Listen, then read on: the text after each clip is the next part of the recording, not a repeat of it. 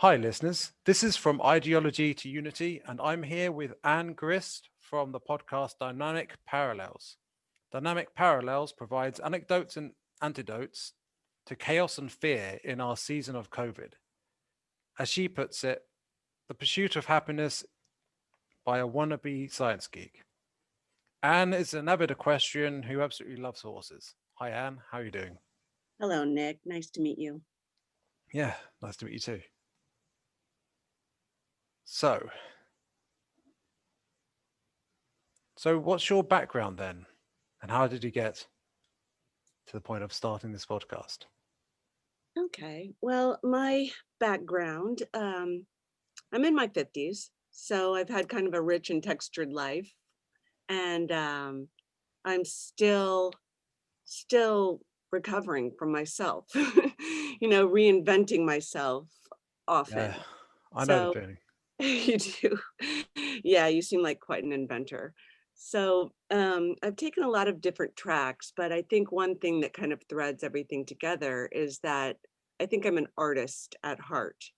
And so I'm constantly trying to find the harmony and the proportion of maybe logic and mystery to define what's happening, if it's just on a painted canvas, or if it's a dance, or if it's working with my horse. I think the thread that really inspires me is the art of living. Yeah, because dynamic involves change and motion, and parallel implies balance, right? And Good call. that seems to sum up your philosophy then. I believe so. Yeah, I mean that leaves a lot of open doors, and that also leaves a little bit of of a lane or a canyon to stay within. Right. So, have you previously not stayed within the canyon? Absolutely not. I have jumped way out of it many, many times. I've kind of diverted. And in fact, most recently, um, I shifted from something, let's see, I spent about 12 years maybe living kind of a gypsy life at Oh, competitive show jumping, horse show circuit. right. I had been doing yoga and dance studios and lifestyle boutiques, as well as lots of travel. And I found myself in my early 40s kind of not very distracted. So I sold all my businesses and sort of sold all my houses and went on the road and lived pretty much at horse shows and training exclusively with our horses. Um, and all the while reading and seeing movies and doing other things, but I that was my sole purpose. And I think hitting 40 was kind of life changing in that how many things can I do, and any of them do really well. So I really that was a great turning point for me to let a lot of things go and then get really super directed. But 12 years into it, I found that I needed more dynamic. I needed more, as if that's not very dynamic. There's a ton of industries within that industry, but I needed to be more around artists and Right. endeavors of art. So I picked up acting to kind of help me with the show jumping and show nerves, and those were dynamic parallels. And then acting turned into voiceover business, which is involving lots of technology, the art of acting, and then the written word. So there was a bit of a dance involved with that. And then podcasting seemed to kind of put acting and voiceover and technology and then learning written word and getting to know that into one too. So um yeah, follow that.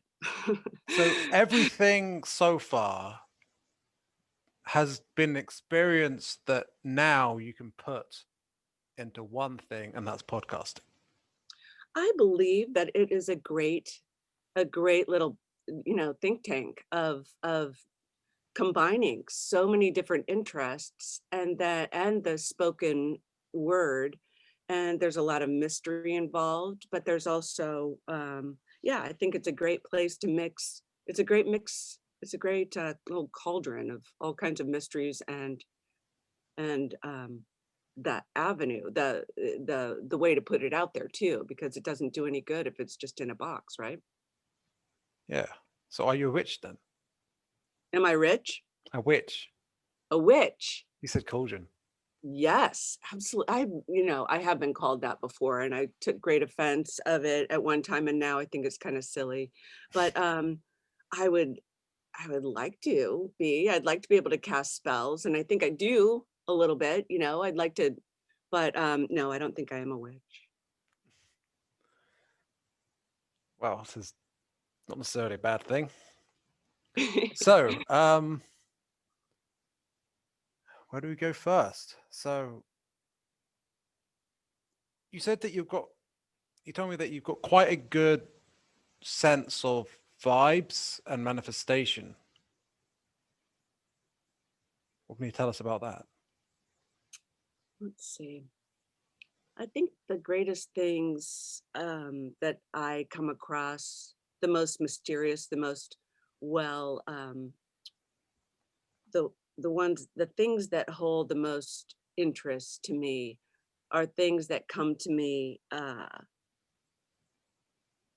in unusual forms. Like, it's not just that somebody said something and it has to be that way, but when I get a feeling about something, to be drawn, to be interested in it, or when I get drawn to meet somebody, I have found myself not really knowing why I turned this certain direction. And then, even if I don't know why right away, I've found that if I just kind of stay with it and trust it for a moment, the the the reason or the quality comes to me at some point. I mean, have you ever had that feeling of what am I doing? And then, even though you didn't know why you were being drawn that direction, that it all came to pass later, that ah, that made a whole lot of sense. Yeah, I mean, I picked up on it more in recent years well, not so much recent years, but recent months, when I've started to pick up on it more, when I've focused on my spirituality more. But sometimes at the beginning, I don't know why I'm drawn to something. And then I feel like I've made a mistake. Oh, But then a while later, it turns out it was a good thing. It's just, it takes time to manifest or something. oh, I hear you. I totally there's a dance there, isn't there? It's a little Like when backward. it gets worse before it gets better, that sort of thing. Yeah. Yeah, I know. But when I trust the mystery that there's something there, and sometimes the something there is that you don't really need that. If you're drawn towards that and you jump into and dive into it, and then you're like, oh, that isn't really wonderful, or that really doesn't contribute, then that's something as well. That's something to think about. And you brought up the word manifest, and what's really super popular these days is the law of attraction that's been going Yeah. on for a long time, and people like Tony Robbins and Deepak Chopra and stuff laid it out in just really layman's term. I mean, Eckhart Tolle, the power of now, just the Yeah. repetition of these really simplistic things, and I think that's great. And it's kind of dropped the seeds into the mainstream, which is wonderful. But there's so much more to it. I mean, I don't find that if I just repeat one line every day. I love affirmations, and I think there's so much power in words, but it's so much more than just repeating words and just Sure. saying an affirmation. I mean, you've got to put emotion into it. You've got to apply it to how you treat your dogs, your house, your loves, your enemies. Well, So you're right. It's just a great start when you start simple and for laymen. true. Because if you just really go into this the complicated dance, right, Mhm. then it just It can be You're going to spin overwhelming, out of right? control. You're going to lose a lot of people too. You're going to lose a lot of effectiveness. Yeah. I mean, I've overcomplicated things plenty of times before. So learning to get the right balance is important, right? It is a constant. It's a constant. To get simple, sometimes we have to go upside down and backwards. Yeah. So what music do you like? Oh, music. Gosh. I love Beethoven. I mean, I can't get enough of Beethoven. Love. Classical's generally quite nice. You can't go wrong with it. Yeah. Yeah. And then I love indie music. I love Wolf Alice and let's see, was Cigarettes After Sex. What is that? And I love Father John Misty. He's a crazy California guy. I grew up with Bob Dylan, and all Oh this yeah, depressing stuff of Neil Young and all of those like desultory kind of ballads that just, oh my God, it was just so popular to be depressed when I was growing up. I look back and I listen to some of that old sad music and it's like, oh, there's beauty in it too, but man, those those are some dark times in the 70s. There's some dark music coming out of there. well, it's dark times now, but it's not really popular to be depressed. It's just common, Yeah, unfortunately. that's funny. That's true. Yeah. That's, No, maybe it's going to get better though, because well, we're coming to this new age, right? I believe so. I believe we really are. I think I think this is the pain of becoming. Yeah, there's someone I follow in these sort of awakening circles who talks about it. Actually, it's not so much they're actually a channeler. So on the channel, it's described as a birth canal Hmm, from like Mother Earth. Yeah, that's an interesting way of looking at it. I agree. So if you look at the world, if you look at COVID and you look at politics at the moment, like you've got a lot to say about it for sure. So, so what do you think about the current political situation? Let's see. You're just outside of London, Mhm. and I'm here in the US. And we've got a vote coming in 8 days or so. Not that, I mean, I've already voted. Um, Politics. Um, I think it's a product of that that pain of change that's going on. Right. Um, and so I think perhaps, I think most people, the funny thing is that like if you're red or you're blue, we often are saying the exact same things. Like, we've got to get rid of the lies. We've got to get rid of the corruption. We've got to get rid of this. But it's the how to, the two colors, the And what two. we're pointing at as well, that they point at different problems, but really it's part of the same overall problem, I right? agree. But not everyone see that. It's one of those things that like it's so simple. Why is it so hard? Because we make it hard. Yeah. Yeah. Yeah. And then also I think it's so indoctrinated that somebody has to be right and somebody has to be wrong. Yeah, I mean, I've been in that mindset for quite a while. And when I left that mindset, when I actually, when I got out of that fight, that, well, I was in the culture war essentially online. That was, so I felt like I was in a struggle with The culture world. The culture war. Oh, Right? oh right. I Okay. felt like I was struggling against the radical left, right, for quite a while. And when I let go of that whole thing, my whole perspective widened so much, Mm, right? Because they say that when you're stuck in fight or flight mentality, like you're only using like a small part of your brain, right? And it's like the survival part of your brain that's linked to the same part of your brain activated when you've got a tiger, right? As when your Yes. views are being challenged. But when you get out of that state, and then you can get your neocortex comes into play, and then you get understanding, and also you come into empathy. Mhm. And you don't just empathize, you stop, it's not just about empathizing with your tribe anymore, but you start to empathize with different perspectives and different people all over, right? And when you do Yes. that, you can take the good ideas and bring them together. That's that's what I'm trying to do. Oh, that's good. That's a fantastic endeavor. It's not easy though, is it?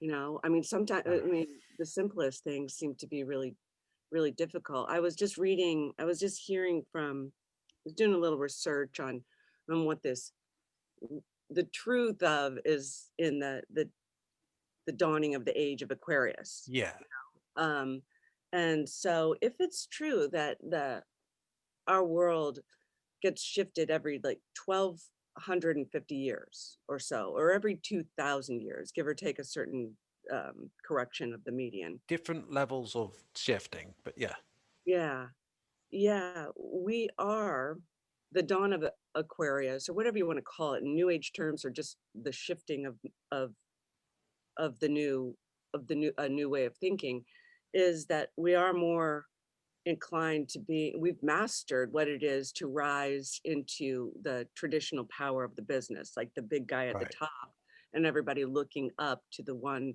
person and all these other things contributing up the basically the stack of power. And I think what's really difficult for us, and we're all super frustrated, even if we don't know that this might be at the root of it, that we don't know how to be all one. We don't recognize, we don't have the empathy that you were just speaking of for each other. We're being taught separation, right? Oh, yes, yes, yep. He's different than you, so you don't get to play in that sandbox together. You don't get to co-create because you guys are so different. When Hmm. actually it's the right and the left brain, and the artists and the technicians need to come together to create what the whole gets to enjoy. I like that because you, on one level, it's just in your mind, right? But also it's collective because Yeah. some people are more focused on left brain, some people are more focused on right brain. And you see, like in the Great Awakening communities, like at the beginning, earlier on, there's quite a lot of people who are more right brain focused there. Who, I mean, you could cynically describe them as airy fairy Mhm. artsy types, but Yes. and that's great. But if we could get more people, if there were more, maybe this is the shift that's happening right now. More people who were left brain focused, kind of balancing out and coming Mhm. into it too, and balancing out the overall community, so that is a bit of wisdom there, not just love, right? Well, these both really. Wisdom and love, marriage of that's a beautiful thing. So it's, I mean, one way of looking at it would maybe be a mixing of male and female energies as well. That's nice. That's yeah, yeah. Um, yeah, the this separation.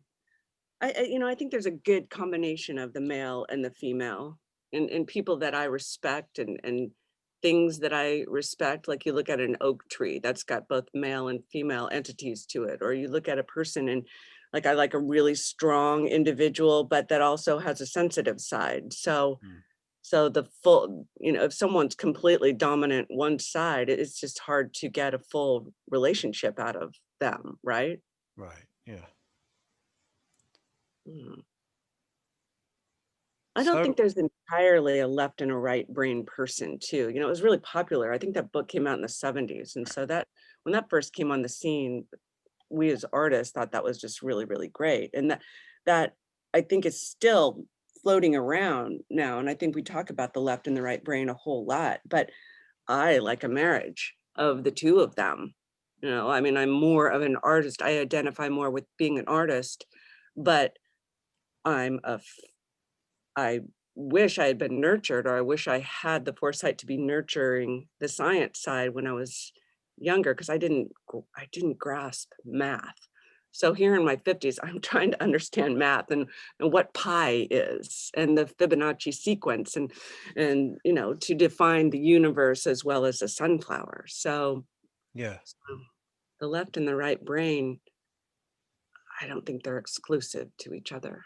No. And maybe for a long time, maybe in the age of Pisces, that's been more the trend. But I mean, if you look at Jungian psychology, I'm not sure if you're aware of it, but there's this Mhm, key concept he studied, which is the unison of opposites, creating something new, especially into this new age of Aquarius. And that might be, in a way, left brain and right brain, or masculine and feminine, or left and right.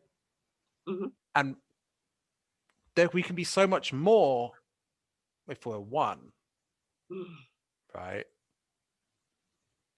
Do you think that's our lesson? Do you think that's our That's lesson? part of it. I don't think to reduce it to that would be enough. But so you mentioned on your podcast the comparison between 50 and 80 and 2020.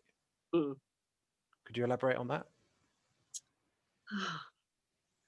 The Renaissance, the great Renaissance of, I studied art and some of the treatises around the great Renaissance. And that living with um, just all the, I mean, Da Vinci and his contributions to science as well as spirituality and art and everything, and how that never ends. People are still, we're still finding out all of the mysteries that were uncovered there, and that was the, as we look at the timeline of all these different shifts in the earth and humanity and the evolution of humanity, um, that was kind of an end of the way of um, humans manipulated the earth, Right. and it was moving beyond a certain level of just moving into an artful way of life and a more spiritual way of life instead of just being indoctrinated into one religion or another. And so it shifted into a multitude of expressions of what living really is and what our place in the universe is. And I think today, I think we're in another renaissance. I think we're on the cusp of becoming, and people are right and people are wrong, and this great plague that's going on too. Yeah. So There was a so plague then too, right? mhm, It's just like then. yes. Yeah, they're very similar, and we get to look at the 1580 and what happened with the Great Renaissance and how that affected the rest of the world and us going forward. We get the luxury of looking at the past. So, but we're in this. I mean, what did it feel like to each of these people that were in 1580? I mean, did they know? I mean, who went really gracefully with it, you know, or who didn't? So it's, we have a luxury of looking back to it, but like, so Yeah. who's going to say like 2,000 years from now I about, would suggest that the change happening now is larger. mhm. Well, there's Although a, history rhymes, right?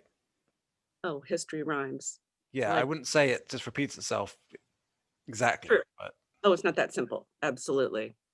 so if you could learn from the past and also learn from the changes that are happening, the insights that we have about balance and unison of opposites, what we've discussed so far, like what would you say, how could we learn to thrive in these times of COVID? Mm. Yeah. Um, I would love it if I had a singular answer. Patience. I think we should have, I think we should be watching, be the panther in the woods, watching before great action, because people are just just sheltered in these places, and their identities being taken away with the masks, and we're all being reduced into being the same little robots running around. And Yeah. who's everybody seems to be, a lot of people seem to be wanting to express in some way the law of expansion, and these wild expressions are being expressed without intention behind them. So the chaos and the anger and the destruction and the division that's happening because we're being pushed into a funnel. Right. So it's a bit like what the so there's this YouTuber called Rashana, and she channels the Elohim and the Council of Nine. And I think it was the Elohim she was channeling, and they were saying how we're in this birth canal and we're close to everything that seemed dire, but we're close to everything getting better. We're all falling closed in, not being able to get out. And it's like a test to see, like, we can express and create something new. And it's almost like this is facilitating that. Mhm. In fact, there's something I remembered today. It's a silly reference, but I think it works. So there's this anime called Naruto, right? Okay. And there's this villain who likes explosions, and he says art is an explosion. And that is fitting, right? It To is. what you would in your podcast, your last one, you described like this goddess where she's pent up and it explodes, right? Mm-hmm. Kali. Yeah. So what can you tell us about Kali and how it applies here? Oh, well, she's described in the Mahabharata from the Hindu tradition, and she's described in a few different ways. But in the short order, her her anger, and I'm not exactly sure where it all came from, but her frustration and her anger at Shiva and the way things were in her understanding became so violent inside of her head. All she could think about was her being angry. So without intention, she burst. She expanded, and it was very destructive. So fire, death. So she's associated with death and destruction and darkness. When I think, the sequel to that would be the death. It ha, had she um, directed the amount of passion and the amount of energy surrounding her angers within her head, um, directed towards positivity, towards Mm. creativity, towards love and understanding, in simple words, had that explosion been able to spawn seeds of great fortune and abundance of love. But instead it was chaotic, and it was not directed towards good intention. So It's a choice we have, isn't it? I think so. A I think collective choice and individual choice. I But agree. it's a lot more pleasant when you do art because it means you're not repressing so much. And Right. there's lots of ways to do art, even humming a little tune to yourself. True. That's art. Now, it's not for others necessarily, just for our sanity, right? I agree. Yeah. Dance and movement, intentional movement is another way too, is an art form that I It's a think, very physical way of doing it. right. But yeah.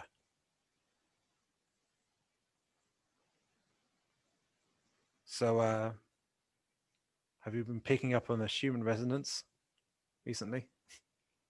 I haven't looked for a few days. Have you? I don't Because, look all the time. I'm in a group where they talk about it a lot. I mean, oh, there's that, all sorts of things happening on it, apparently.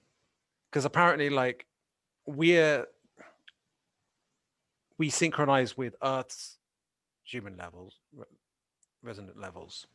And if it's going up and down, then that means we interact with it, right? Hmm. And I suppose maybe part of the overall signature is the human part of it. And I don't know if we can actually isolate that, but maybe we don't need to. I mean, how do we know, like, at what point it's just like getting excited about it and then there's like actually discerning real patterns? But it's an interesting avenue of exploration, I think. Have you heard of the Maharishi effect? No, what is that? Um, I this past winter I got involved with a guy named David Wilcock, and he does these 5 hour long um, Oh, yeah. podcasts. He's amazing, and I read his book. This is maybe his fifth book, but it's called the Awakening in the Dream.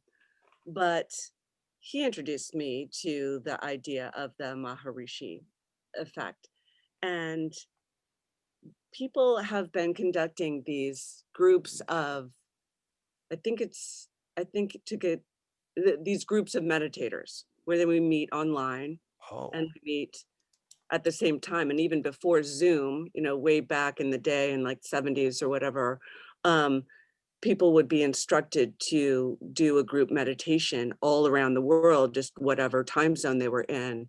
And ashrams and yoga centers and groups of people would meditate on a similar idea. And if there are thousands of people doing this at one time, however it is that they measure the Schumann resonance, the numbers change. And it is a collective resonance that I call it, and I think other people call it the heartbeat of the earth, mm, actually is affected, is the magnetic like frequency of the earth is affected scientifically. So a that's group really cool. meditation of people, and thousands of people were subscribed to this podcast over this winter on Sundays, and somebody followed that during the course of our classes, and they reported on just like these few thousand of people just meeting together online and thinking like-mindedly about simply being good people, and not obstructing, not buying, not jumping into the river of destruction and anger. And so it changes the actual earth's heartbeat. And that is, isn't that great? It makes me feel like me as one person, I can save the world. I can contribute Yeah. to saving, the heartbeat. And, if you could set up a group meditation, then that would do even better, wouldn't it? And I suppose setting up a podcast, we might be in a position to do that sort of thing. I know of YouTubers who've done that, and Let, it sounds like let, it really helped.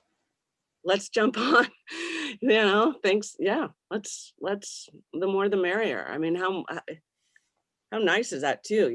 I mean, I don't meditate enough. But if I put it, thanks for putting that idea. Let's do it together, maybe. Yeah. Or we could talk to other people in the London Bill Mhm. calls, For sure. do something with that. Yeah, that sounds great. Yes. Makes it feel a little bit bigger than just the one person, just the one little Yeah. soul. Because I was talking to um Madan. Um he is the one about London Revelation, I think it's called. That's his podcast. I've seen a little bit of his stuff. I'm And more into that. he was talking about just got a few people holding hands saying Om or like one of these or Hare Krishna, right? How it so has so much more of an impact than just one person doing it. Oh yeah. We did this really cool. I went to India one time. Excuse me, I'm just riffing, but I spent 3 months in Mysore learning Ashtanga yoga a few years ago. And there were a group of us that lived in different rooms of this one house while we were there. And every once in a while we would meet at certain times of the day, and we would just place our backs against each other and just for like an hour. That's cool. Man, it was amazing because you could feel the vibration from your back to the other person as well as in the room. It's pretty pretty cool little endeavor.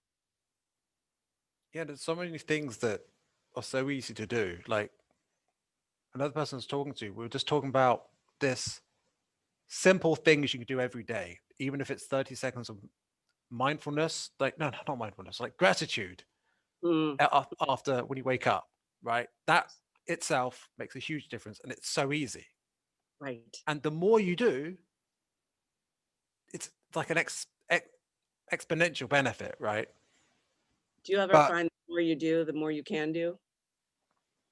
yeah, it's like when you have been in a downward spiral and you find yourself in an upward spiral, it's amazing. Here, here. Cheers to that. Yeah. Yes, yes. And I And just feel like, sorry, go on, go I on. just feel like so many people, they might feel like they're in an absolute crisis in their life, right? But that's the time, that's the catalyst when, if you make the right changes, suddenly everything falls into place. And maybe it's just this COVID is the circumstance that Gaia or what have you is setting up for us to, if we choose, make a much better world. We don't have to just fall into line. We can choose an alternative. I mean, I've heard some optimistic news. I don't know if it's true, but I've heard that you know about the Illuminati and the Cabal. People talk about that. And there's Yeah, this huge pyramid and people at the top. Some people are saying that the head has been cut off. This is love. especially talked about by, I think, the White Hats or something. I don't know if I can how accurate this is, but Right. I'm inclined towards optimism these days. Anyway, looking at how much momentum the Great Awakening circles seem to have. Maybe it's our bias, but it does seem like even though things look dire, things are picking up with a positive momentum. Do you Well, get that sense? thank goodness for bringing that up because it's I need reminders of that because I can go down a rabbit hole. I can, and then of course that accumulates that snowball of oh my God, gloom and doom. Mm. And and I love it what you said a minute ago about how when you realize that that you've done that and how good it feels Mm. to actually, do take your moment of gratitude because it does work. It Yeah, it escalates you seeing more of the same. And and the cabal and yeah, I mean, I some there's some circles of little podcasts and things that I read and everything that brings me to the little statement of something's got to give. There's yeah, just too much evidence. There's too many people that say, well, we're getting briefed about this and we're getting briefed about that. And and the Hunter Biden laptop is just like Anthony Weiner's. And if the FBI doesn't do anything about it, then the police department will, or so da, da, da, da, da, da, da. And it seems like it might just come down to something's got to give. There's just too I mean, much yeah. awareness. There's like the Epstein thing. There's Mhm. people's frustration with, we got there's a Brexit vote, and Theresa May didn't seem to. It's almost like she's dragging her heels, almost like she didn't want it. Uh, there's with the Trump thing. There's a whole RussiaGate thing where, well, some people buy into it, but a lot of people are skeptical about that. And there's so many things coming in where, well, there's stuff about aliens, right? That Mhm. even even the White House has been talking about it. People have been seeing more things like, yeah, you're right. You're like something's got to give, and it doesn't have to be negative anymore. And the possibilities are my I thought I was pretty open-minded about things. I've felt entities my entire life and Oh, and I we tell wouldn't stories say about that I've that. seen ghosts or anything like that, but like I have witnessed some crazy things. So I've always looked towards things that people formerly, I don't think people use the word occult anymore. I did learn the difference between dark magic and light magic, and it can Mm. go either way. You could whatever you put your attention to. If you want to do harm to something, you can actually do that.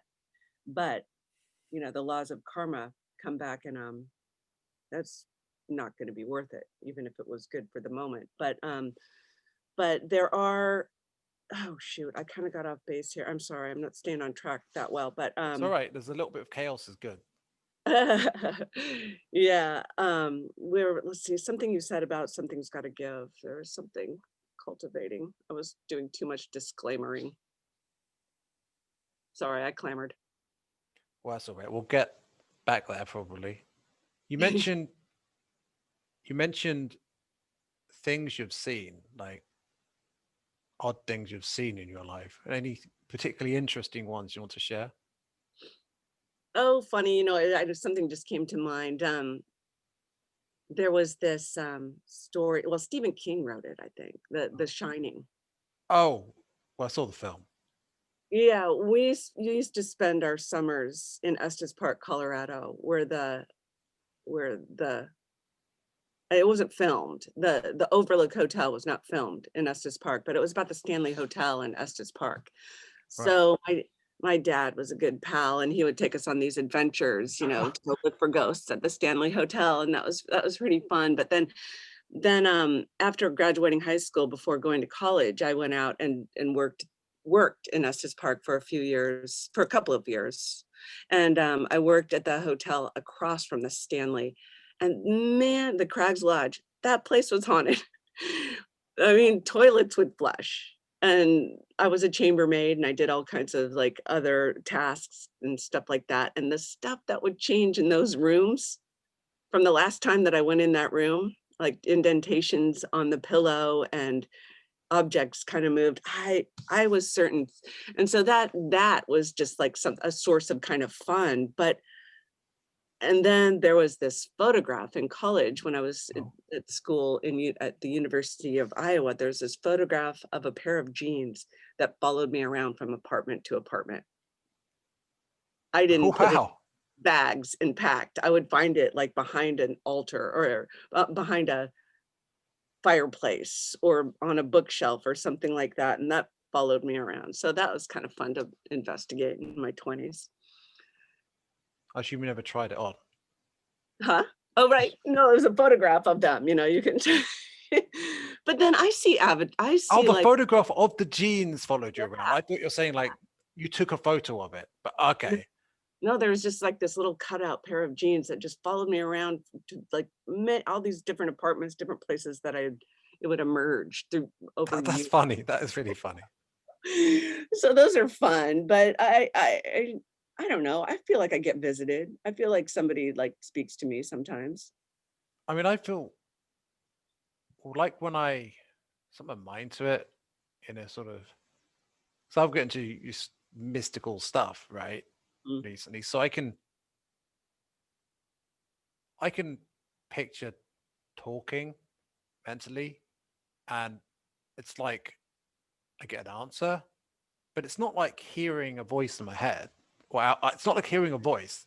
It's more like just a thought, but like a response thought.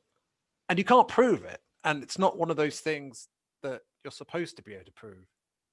But it's really interesting. Do you think it could be described as a knowing? Kind of. Yeah. And I didn't used to get it. You see, I was very left brain for a long time, and I was kind of neglecting my creative side. I always had a creative side. Right.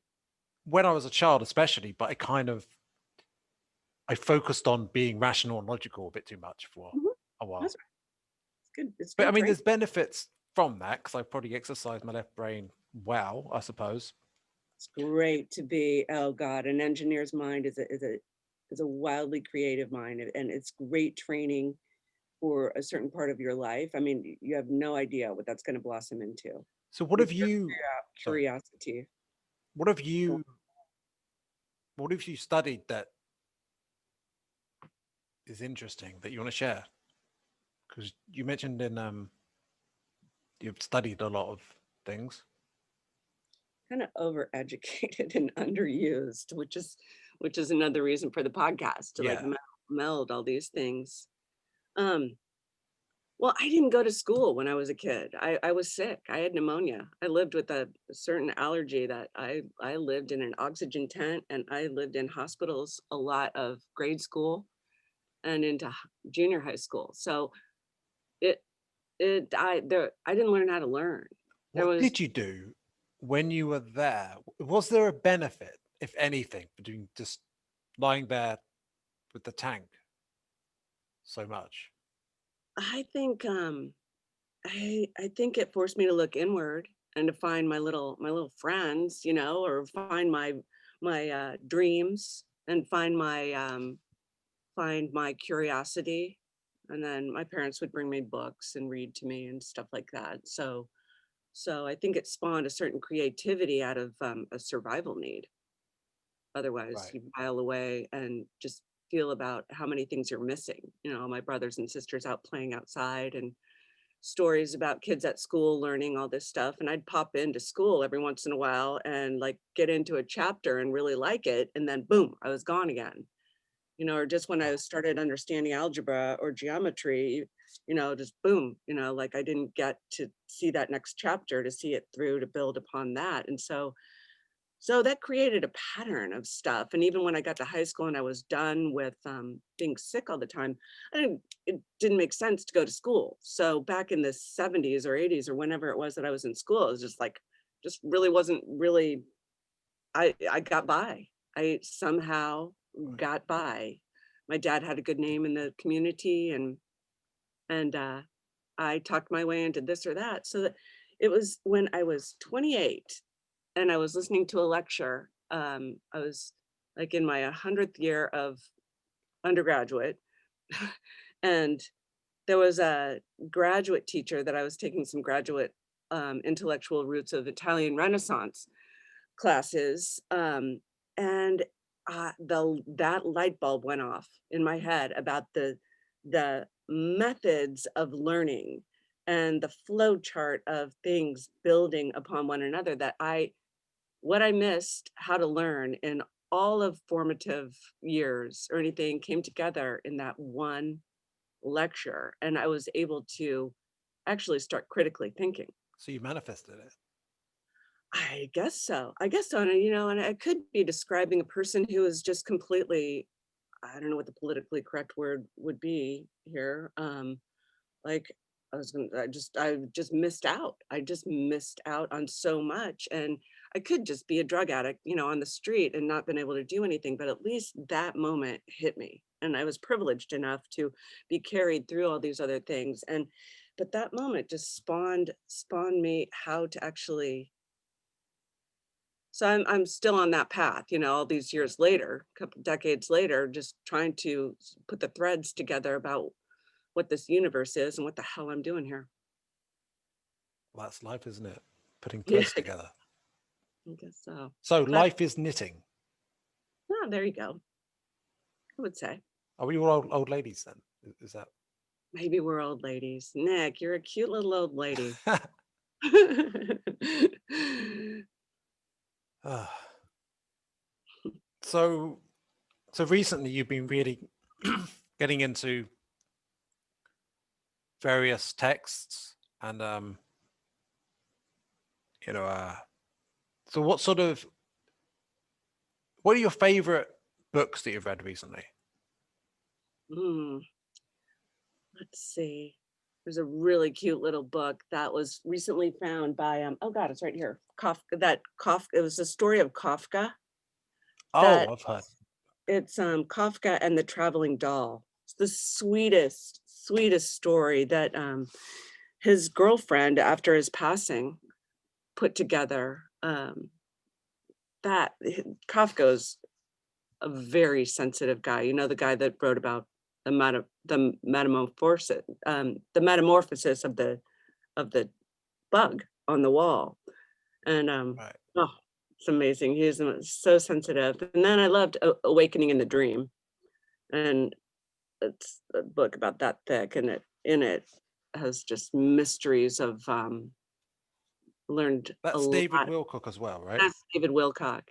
And one thing I've got to learn more about is the description of of how the pyramids were built and how their mathematical, this is something you might know about being an engineer mind, that the universe is described by the measurements of the Great Pyramid.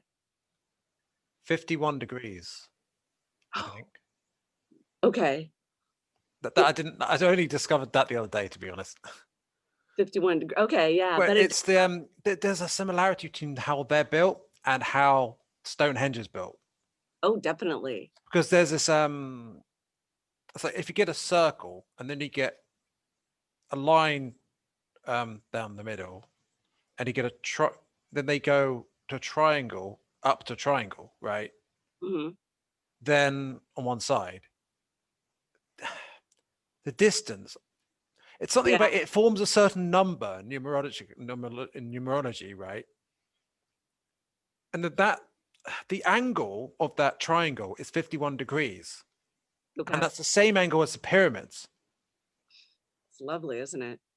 And also there's a certain inner circle and the outer circle. And there's a certain, if you add them together or something, I can't remember Oh, I exactly. know. There's so, Madan Mohan, the guy I was interviewing, he was talking about it. And like, it's like, it ends up with the circumference of the moon. And this other thing is like the circumference of Earth. And all if of you the combine alignment that with of the planets. Hmm. yeah, so if you combine that with the pyramids, like you get these, you just get these shapes in nature, right? Then there's like Yes. fire and stuff. It's amazing. Yeah, David Wilcock talks about the tetrahedron, and there are a series of little pyramids and everything having to do with the different alignments, sacred geometry, basically. Oh yeah, that's it. Everything is sacred geometry, right? Everything. And then there's something also about 19.5 degrees around the Earth. These Oh. special points of Stonehenge and all of the other, and the pyramids and everything, at every 19.5 degrees around the Earth, it is, if you made a map entirely of all the sacred sites, they're all on 19.5 degrees. And I'm no authority on this. I'm just retelling I've what heard I've about similar lectured. things. Like these, yeah, it's just like, There's a word for it. They're sacred lines. yeah, there are these And sacred lines, and then there's ley lines, and basically it seems that either people put temples on those places because they knew, mhm. or they did it not knowing and they still did it. Oh wow. That Where they huge were directed. synchronicity would be like something subconscious or super conscious in people's minds of the people who built it, not knowing that. And either way, that's fascinating. It might even be both. Yes, the power, yeah, the power of the vortex lines. And yeah, they're okay, you're onto something. Um, that's whether people were know within themselves that they have to be on these lines, or if, the powers that be directed them to build them there. They're Yeah, I'm there not sure. I'm not all sure over if I want the to earth. give the powers that be that much credit. And this is old mystical knowledge that was lost, which is possible.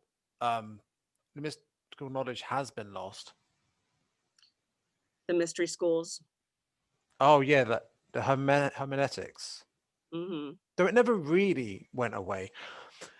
The reason about hermeneutics that ultimately goes back to the whole Thoth issue, The because apparently, the god Thoth, right, and yeah, Hermes. They yes.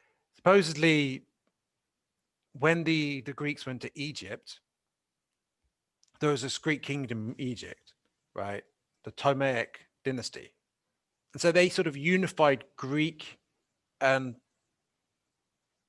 Egyptian religion, and obviously there's parallels there, Oh yes. and hermeneutics and those sort of schools, it derives from the Greeks and when they were in Egypt, and the Renaissance brought that in, right? Yes. And what we're getting now, like in the Renaissance, is a return of knowledge of that sort of thing. Yes. But now it's more through the internet and certain and certain things being published on it. So that's interesting because we're going back to the 1580, 2020 thing. Yes. What we have now with the internet, they didn't have then that we know of. Printing So press, though. that's true. That changed everything. That did. Yeah. What did you get with Luther, right? The idea that you can pray anywhere and be one with God from anywhere, essentially, not just being in the authorities' temples. Right. Though maybe some of them were built on the ley line so you can get a stronger connection. It's true, but technically speaking, we're always connected in a way, right? Really, absolutely. That's what we're learning. This belief that we're separated out from the divine, and like the divine created it from outside of God, created the world or outside of it, created us out of dirt, and then just like is outside of reality and it creates it. I mean, that kind of totally disempowers individuals, right? And it takes away responsibility because then Satan or what have you is this external force then that you project out rather than take responsibility for your own potential for darkness. Right. And what happens then? Well, repression. This is me getting into Jungian stuff, but Love it. it all fits together. Well, it all does, everything. Well, part of part of our struggles with separation and division and everything might have been covered up because the mystery schools were closed down. You Why know, was that? um, there was a stronger force of the need for power and control, Hmm. and those humans at the time felt that their own power was more important than the power of one. So the Library of Alexandria, the the mystery schools, the tablets were buried, and we were forbidden to continue with what the mystery schools were teaching, so that the power of the big guy, the top of the pyramid person could pursue. And that's what we've been doing for 2,000 years. Yeah, Just and so only is very exclusive, and that's what esoteric means, right? I don't know the exact definition, but essentially means only an exclusive. It's a very exclusive knowledge. mm-hmm. Um, Collective. but I think exoteric is the opposite or something. Well, basically, what we're getting now is it's becoming available for us, and that's really key. That's the shift. That's the shift. Yeah, and it would be now, and hopefully, people are coming out their egos a bit more, because that's ultimately, well, you could say that they've used divide and conquer to keep us in our egos, but at the same time, we've been participating in our own subordination for a long time. We can't deny our own responsibility in this. Yes, good point. Good point. Which axes out the power, the blame victim cycles. Like, it doesn't matter. Yeah, blame victim cycle. Responsibility and go forward now. And that's a big thing in politics, right? So often there's this other people being blamed, and you're the victim of X. This other group is causing this to you, but then the other group will fully feel that they're a victim in some way, or Right. that maybe they feel that they're superior, but also a victim. So look at white supremacists, for example. Right. They feel they're a victim of white genocide. They also feel that they're superior to other races at the same time. So it's like they alternate which part of the that complex they're in. Could That's we just ever one agree example. that we're saying the same thing, but we're turning it around because what you're saying is because people can't take the blame for themselves. If we were able to say, hey, I am part of this problem. I am the change that needs to be. So Yeah. quit it with the having to be right. So look at what you oppose, or at least what you have opposed, depends. So we can look at that and be like, what can I learn from that? Hmm. This Look at what seems to be this big threat or this big thing of opposing. Like, where have they got a point? And you don't have to frame it the same way they frame it, as long as you can take a lesson. So I was reading this book recently. It's The Law of One 101 by Carla Rueckert. She's the one who channeled the work of the raw material originally. Have you heard of that?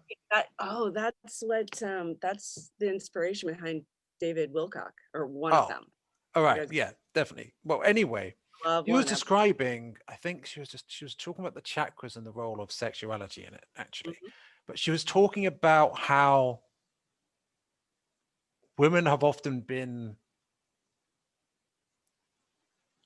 taken advantage of, but she didn't put it in like a feminist way, Mhm. even though feminists talk about that. And I could sense my ego was part of me had this potential inclination to reject it because you know about the whole being talked down to by a redhead feminist trope, right? And that there's this whole if and so, but the way she described it didn't portray there as being a so much as a because if anything, she was describing how it's about okay, so how do I so it was about the power dynamic of men not being in balance and the energies of male to female being out of balance, such that men often have been. This is hard for me to talk about actually because I'm so used to opposing this whole way of talking about it. But Mhm. this isn't about a narrative of oppression or patriarchy to me. This is more like with the imbalance of energies of masculine and feminine. There has been a prioritization of masculine, right? And of Mhm. rationality and reason to some extent in a repressive way, like repressive of us repressing our own psyche, right? And if Mhm. men do that, then there might be a way to counterbalance that would be by subconsciously getting power over a woman in a sense, Right. right? And this might be and look at pickup culture, right? This obsession with trying to prove your masculinity by getting laid, Bi- right? Biceps. Yeah. Now the Mhm. thing is, conservatives actually get the problem in their own way. They would call it maybe degeneracy or decadence or immorality, sin, but they recognize that men, like traditionalists, even Christian traditionalists, they understand the problem potentially of going out there and engaging in lots of casual sex. That it's not necessarily fulfilling. There's lots of problems with it, and often, I mean, even traditional Islam gets it on some level that there's this whole idea that asking female Muslims and they might feel that the the burqa actually makes them protected from men, Right. right? And I'm not defending that. I'm just Protected. saying like there's this idea that let me clarify my thoughts here. So I'm compassionate to what you're saying because there's so many ways that you're not allowed to talk about male and female anymore. There's just so many constructs, and even if you're an oh enlightened person as you are, you still have to play within these games of what you can and can't say about right. men and Yeah. women. So what we can do is recognize that women have been treated badly, but without you can recognize the point that let's say the radical left or the feminists have been making without adopting their position. Mhm. Because you can look at a different ways of framing it and unite it in a way. So women have been treated badly. Um, Obviously, there was a lot of traditionalism in place, and there's been a priority towards being hyper rational and the masculine energies. Obviously, we know that women didn't get the vote and all that, but there has been a shift towards more freedom for women and such like that. Now, there's disagreements between left and right as to how far I think progress has come. But we don't, yeah, we can actually acknowledge that women are being treated badly without being radical feminists. At the same time, potentially, maybe they could, if we could do that, maybe they would reciprocate, and they could recognize that there are things of value in the masculine, and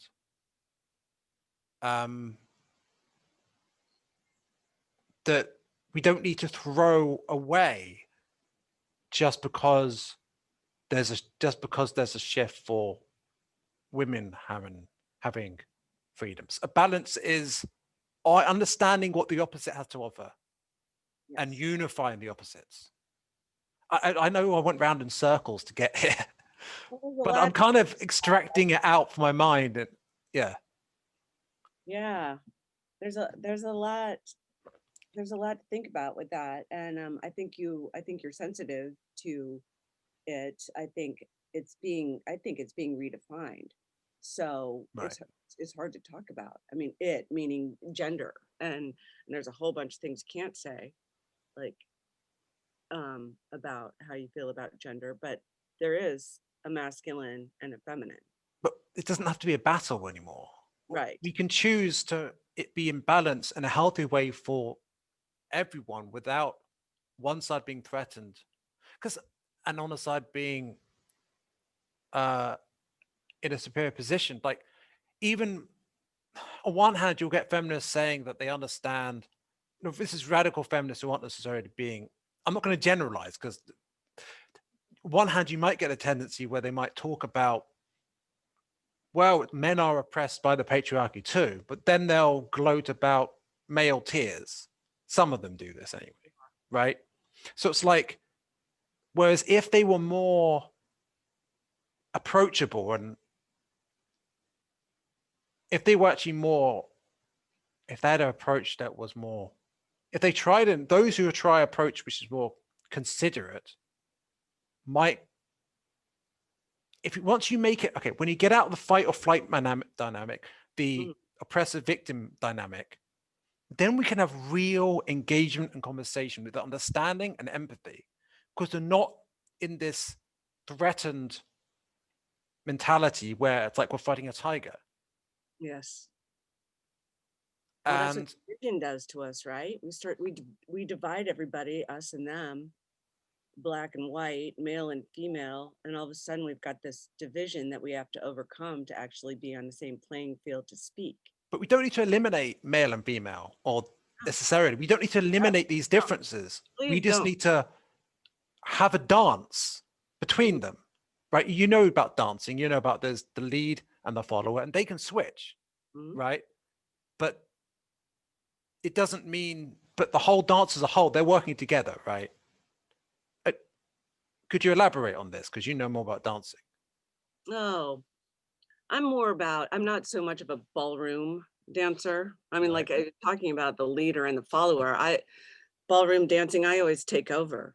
And I think of myself as pretty feminine, and I'm perfectly fine saying that I identify with being a female. It's a question now that comes up in different groups that I meet with. It's like, which pronoun do you identify with? And it's just, well, I find that to be a very strange question. We don't need to identify at all. I know. That's ego. Yeah.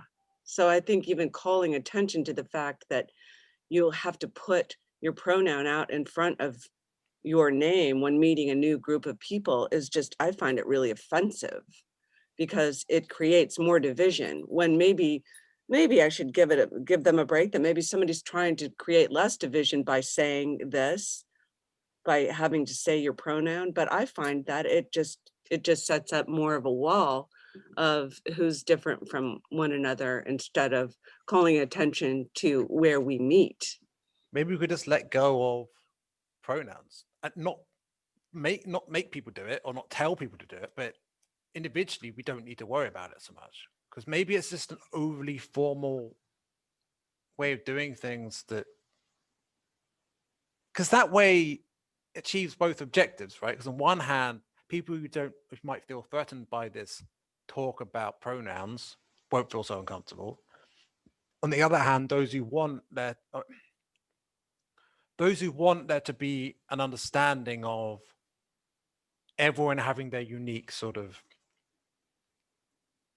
thing going on, they can choose their pronouns if they want, or they can choose not to, but they're not forced to do any particular pronouns, or they don't feel forced to. Here's the juncture that I would jump into comedy because it turns into absurdity to me, But if you can laugh, that's a good thing, right? I think so too. I mean, there's a great teacher. I don't know if you follow JP Sears, but he's like Oh this. yeah, he's great. Oh my God. I bet if he doesn't, we've got to invite him to do a bit on gender, because he's not afraid of saying anything, but like it turns into a comedic thing. Like that's the only way I can get out of it, because yeah, it's an intellectual thing that we can talk about and put down. And I guess when we're in a group of people, we've got to decide certain things. But man, it's absurd to me. And the only way to like deal with it for me sometimes is to go into the comedy about it.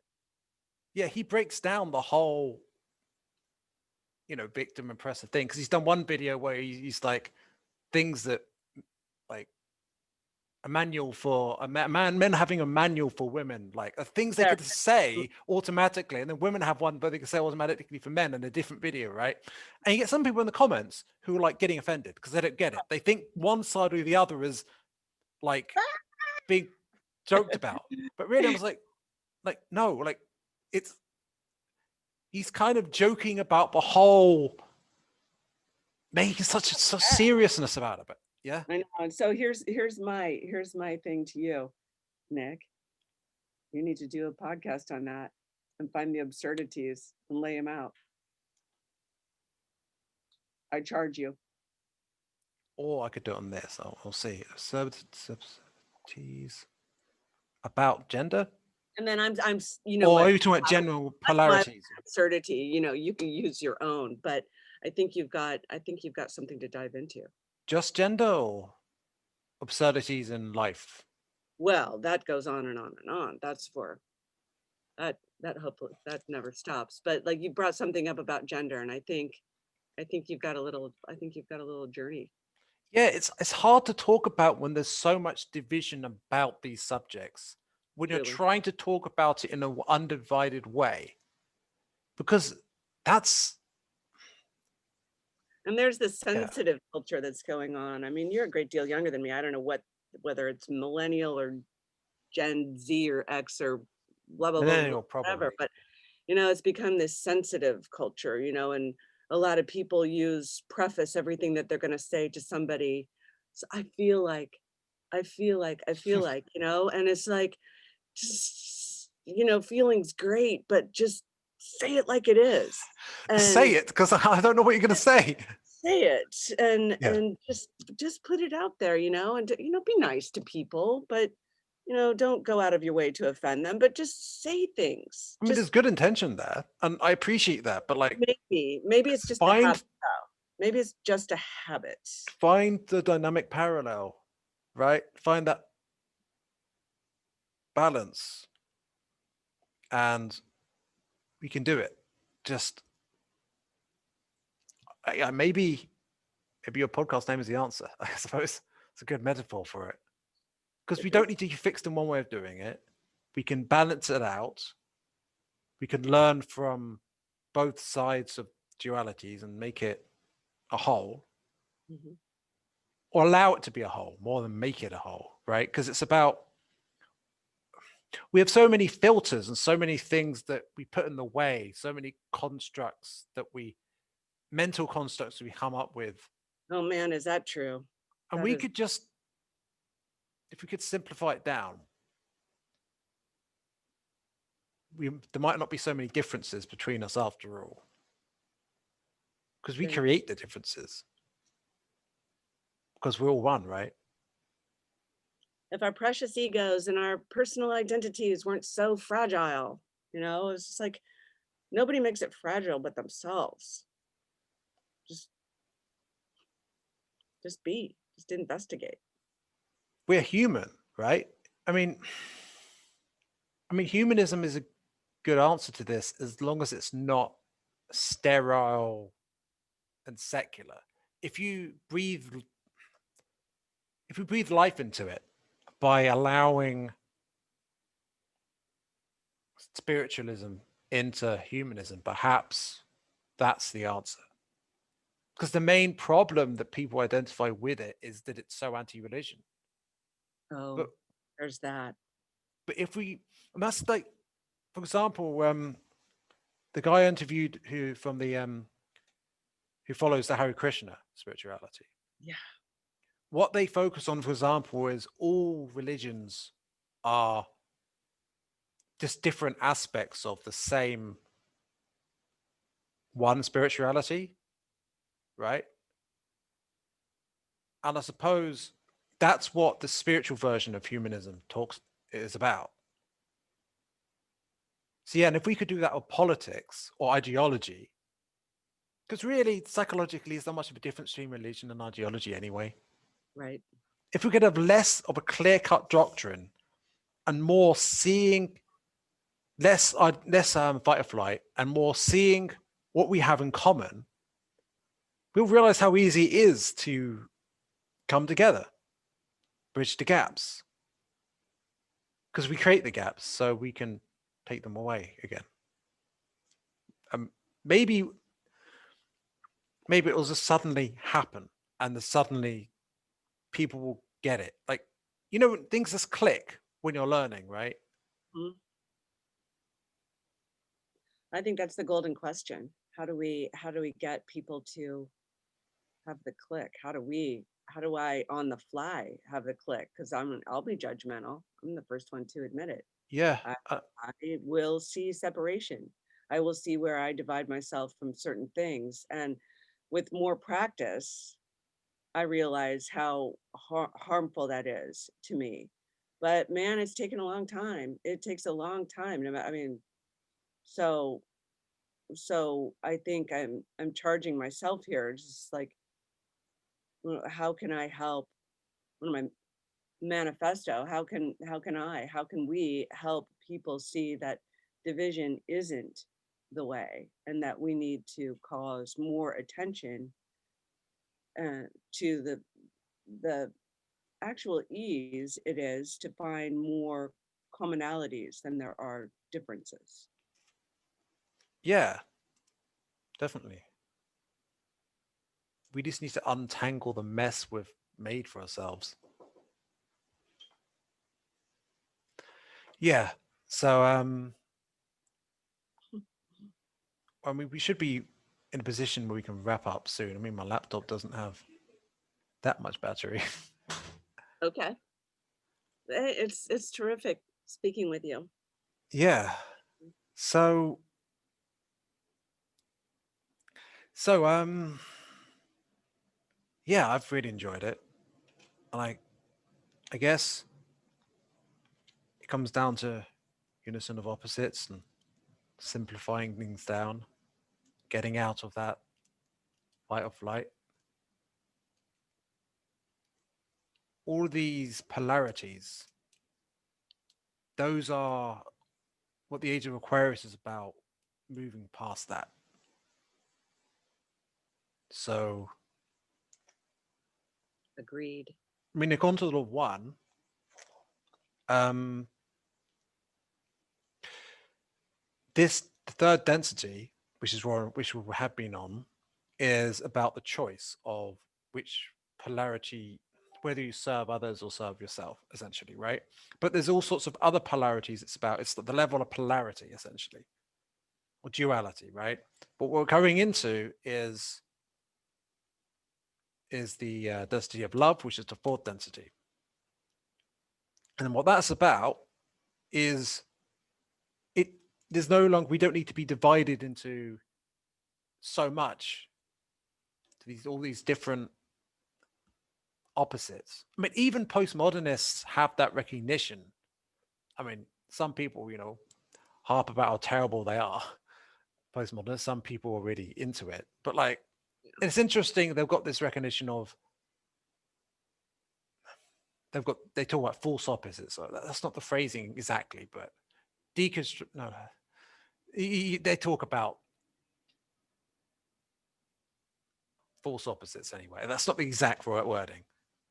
But yeah, I think we've got